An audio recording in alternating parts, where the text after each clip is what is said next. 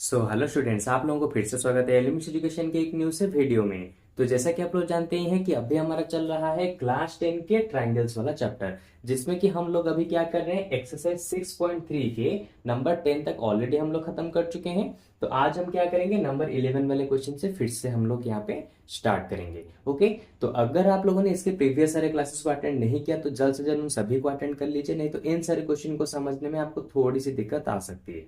Okay, तो देखो number 11 वाले क्वेश्चन में उसने क्या कहा है, E is a point on side CB। CB के साइड में एक पॉइंट E है जो कि प्रोड्यूस किया गया है ऑफ एन आइसोसेलेस ट्रायंगल। यहाँ पे एक आइसोसेलेस ट्रायंगल दिया है। मैं सिंपल से लैंग्वेज में तुम्हें समझा देता हूं। देखो यहाँ पे एक आइसोसेलेस ट्रायंगल दिया है जहां पर AB इक्वल है AC के साथ। तो देखो AB इक्वल है AC के साथ, और यहां से CB को ऐसे प्रोड्यूस किया गया पॉइंट E तक, और फिर हमने क्या किया, E से एक ऐसे लाइन को ज्वाइन किया यहाँ AC के ऊपर, जहां पे ये वाला लाइन यहाँ पे परपेंडिकुलर बनता है। तो अभी हमें प्रूव करना है क्या होगा, ABD ट्रायंगल।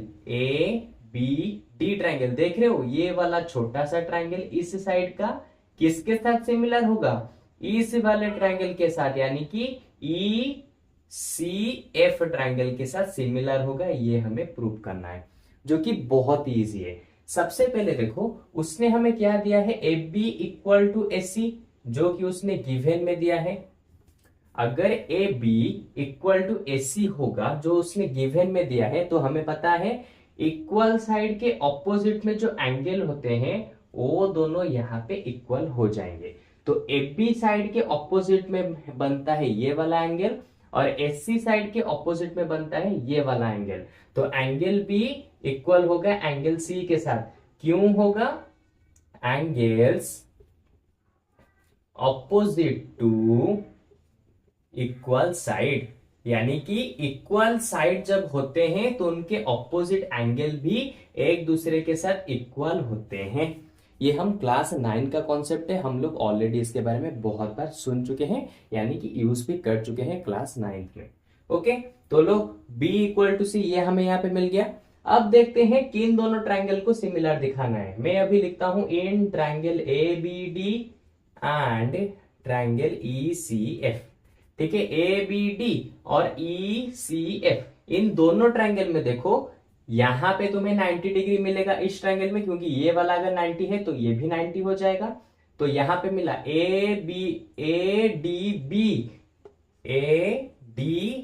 एंगल इक्वल होगा किसके साथ, EFC के साथ, क्योंकि ये वाला भी एक 90 डिग्री है। तो मैं यहां पे लिख देता हूं EFC बोथ आर 90 डिग्री। हो गया। अच्छा, दूसरा वाला पॉइंट देखो, देखो इस वाले ट्रायंगल में एंगल C आता है और इस वाले ट्रायंगल में एंगल B आता है। तो एंगल B और एंगल C दोनों ही पहले से इक्वल हैं, जो कि ऑलरेडी हम लोग प्रूव कर चुके हैं। मैं यहां पे लिख देता हूं प्रूव्ड अबव। तो देखो अगर हमें दोनों ट्रायंगल्स के दो दो एंगल्स इक्वल मिल जाते हैं तो हम वहां पे लिख सकते हैं क्या, ट्रायंगल ABD सिमिलर होगा ट्रायंगल ECF के साथ। किस रूल की वजह से, अरे हमें यहाँ पे दो एंगल्स मिले ना, तो रूल हो जाएगा एंगल एंगल सिमिलरिटी। देखा कितना इजीली नंबर 11 यहाँ पे खत्म हो गया। तो अब बढ़ते हैं हमारे नंबर 12 की तरफ। तो चलो सबसे पहले मैं 12 वाले क्वेश्चन को यहाँ पे लिख देता हूं और फिर उसको भी यहाँ पे सॉल्व कर लेते हैं। ठीक है, तो चलो।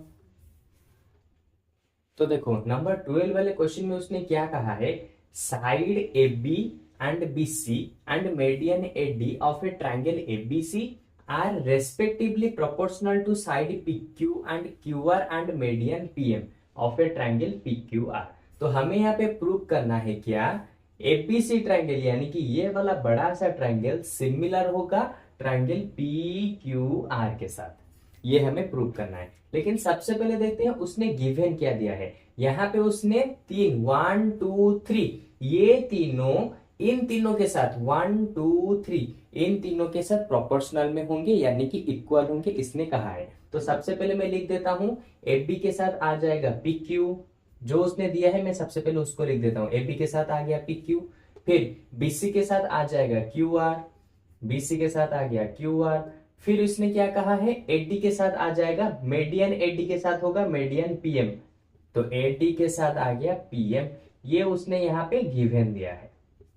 ओके, अच्छा अब मैं क्या करूंगा, यहाँ पे मैं हाफ ऑफ बीसी और यहाँ पे मैं हाफ ऑफ क्यू आर करता हूं, ठीक है, क्योंकि ये दोनों क्या है, रेशियो में है, तो मुझे जो भी करना है ऊपर भी करना है और नीचे भी करना है। तो मैं करूंगा A B by P Q, यहाँ पे होगा हाफ ऑफ बी सी, नीचे भी होगा half of Q R, okay, equal to A D by P M.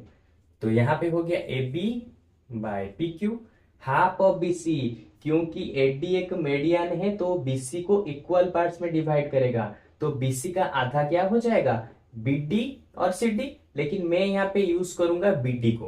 क्यों यूज करूंगा तुम्हें अभी पता चल जाएगा, देखो।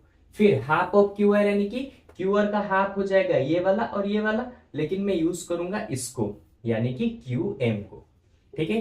अभी तुम्हें पता चल जाएगा कि मैंने इस साइड को ही दोनों का क्यों चूज किया, ठीक है।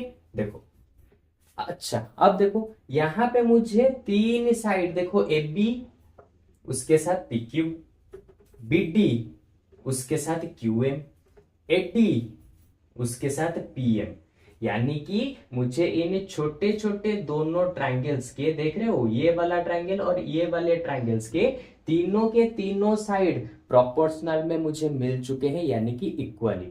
तो इसीलिए मैंने इस साइड को चूज ना करके इसको किया, और यहां पर भी इस साइड को चूज ना करके इसको किया, ताकि मुझे ये दोनों के दोनों ट्रायंगल सिमिलर मिल जाए। ओके, तो अब देखो triangle A B D similar होगा ट्रायंगल पी क्यू एम के साथ, ट्रायंगल पी क्यू एम के साथ, ठीक है। क्यों होगा, क्योंकि इसके और इसके तीनों के तीनों साइड देखो प्रोपोर्शनल में है, तो मैं यहाँ पे लिखूंगा by side side side rule, हो गया। अच्छा अब देखो, अब क्योंकि ये दोनों के दोनों यहाँ पे प्रोपोर्शनल में है, तो मैं यहाँ पे सॉरी दोनों के दोनों यहाँ पे अगर सिमिलर है, तो मैं डायरेक्ट लिख सकता हूं क्या, एंगल बी इक्वल होगा एंगल क्यू के साथ। देखो मैं पहले भी बता चुका हूं, अगर दोनों ट्रायंगल्स एक दूसरे के साथ सिमिलर होते हैं तो उनके एंगल्स भी एक दूसरे के साथ इक्वल होंगे, ठीक है। और यहाँ पे तुम चाहो तो रीजन भी लिख सकते हो, corresponding parts of a similar triangle, लेकिन मैं यहाँ पे लिखने की जरूरत नहीं है क्योंकि ऑलरेडी हमें वो पता है, तो इसलिए मैं इसको दे दूंगा इक्वेशन 1। ओके, तो अब चलते हैं उसने जो कहा है उन दोनों ट्रायंगल्स की तरफ। उसने कहा है कि इन दोनों को हमें प्रूव करना है, मतलब कि सिमिलर दिखाना है, triangle ABC and triangle P Q R. इन दोनों ट्रायंगल्स में देखो, ठीक है, सबसे पहले उसने क्या, देखो इन दोनों को उठाते हैं, यानी कि A B by P Q को उठाते हैं, A B by P Q और B C by Q R, B C by Q R, इन दोनों को उठाते हैं क्योंकि ये वाला पार्ट उसने यहाँ पे इक्वल दिया है, ठीक है। तो देखो इन दोनों को मैंने उठा लिया, क्यों उठाया, देखो ए बी यानी कि ये वाला, पी क्यू यानी कि ये वाला, उसके बाद बी सी यानी कि ये वाला, और क्यू आर यानी कि ये वाला। तो ध्यान से देखो, ये वाले साइड, ये वाले साइड, इसका ये वाला साइड और ये वाला साइड, ये चारों के चारों साइड प्रोपोर्शनल में है। अगर मैं इन दोनों साइड के बीच में ये वाला एंगल और इन दोनों साइड के बीच में इस वाले एंगल को, इन दोनों एंगल को इक्वल दिखा देता हूं, तो मैं side angle side, side angle side, इस प्रॉपर्टी की मदद से इस बड़े से ट्रायंगल को सिमिलर प्रूव कर सकता हूं। तो ऑलरेडी मुझे इन दोनों साइड्स के प्रोपोर्शनल रेशियो मिल चुके हैं, तो अभी मुझे ढूंढना है क्या ये वाला इसके साथ इक्वल होगा, हाँ होगा। इसीलिए तो हमने सबसे पहले इन दोनों ट्रायंगल्स को सिमिलर दिखाया, ताकि मैं एंगल बी एंगल क्यू के साथ इक्वल कर सकूं। देखो उसी के लिए हमने ये सब तामझाम किया, ताकि मुझे ये दोनों एंगल्स मिल जाए, और जैसे ही ये दोनों एंगल्स इक्वल मिलेंगी तो बाकी चीज तो उसने गिवन में दिया है, इसीलिए मैंने यहाँ पे इसको प्रूव करके इन दोनों ट्रायंगल्स को सिमिलर दिखाया, ताकि मुझे ये दोनों एंगल्स यहाँ पे इक्वल मिल सके। ओके, तो ये तो हमें पहले से गिवन था, मैं यहाँ पे लिख देता हूं ये है गिवन, और बचा कौन, angle B equal to angle Q.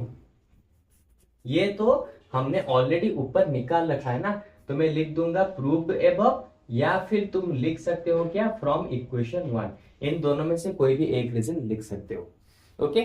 अच्छा, तो अब देखो, अगर इन दोनों ट्रायंगल्स के, ये बड़ा सा ट्रायंगल और ये बड़ा सा ट्रायंगल, इन दोनों ट्रायंगल्स के अगर साइड रेशियो में है, उसके साथ इन दोनों के बीच में जो एंगल बनता है वो भी इक्वल है, तो यहां पे मैं डायरेक्टली लिख सकता हूं triangle A B C similar होगा ट्रायंगल पी क्यू आर के साथ। क्यों होगा? Side angle side, side angle side. तो साइड एंगल साइड की वजह से ये दोनों यहाँ पे क्या हो चुके हैं, सिमिलर प्रूफ हो चुके हैं। ओके। तो चलो, इसी के साथ आज के क्लास में हम लोगों ने एक्सरसाइज 6.3 के नंबर 12 तक पूरा ही खत्म कर लिया। अब जो आगे बचे कुछ जो नंबर हैं, इसके हम नेक्स्ट वाले क्लास में उसको खत्म करेंगे, क्योंकि मैं ऑलरेडी तुमको बता चुका हूं कि हम हर क्लास में बस ऐसे ही एक दो नंबर्स को खत्म करेंगे, लेकिन अच्छे से। क्योंकि अगर मैं सारे नंबर्स को एक ही क्लास में कराने बैठा तो वीडियो बहुत ज्यादा लेंदी बनेगा, और हो सकता है कि तुम्हारे डाउट्स को मैं थोड़ा सा अच्छे से क्लियर ना करा पाऊं। इसलिए हम हर क्लास में छोटे छोटे नंबर्स को करेंगे, लेकिन अच्छे से उसको समझेंगे। ओके। तो चलो, आज के क्लास में बस इतना ही। अब हम लोग मिलेंगे इसके जस्ट एक न्यू से क्लास में, और इसके आगे जो भी सारे नंबर्स है उनको हम दोनों मिलकर इसी तरह से खत्म करेंगे। ओके। तो चलो, बाय बाय।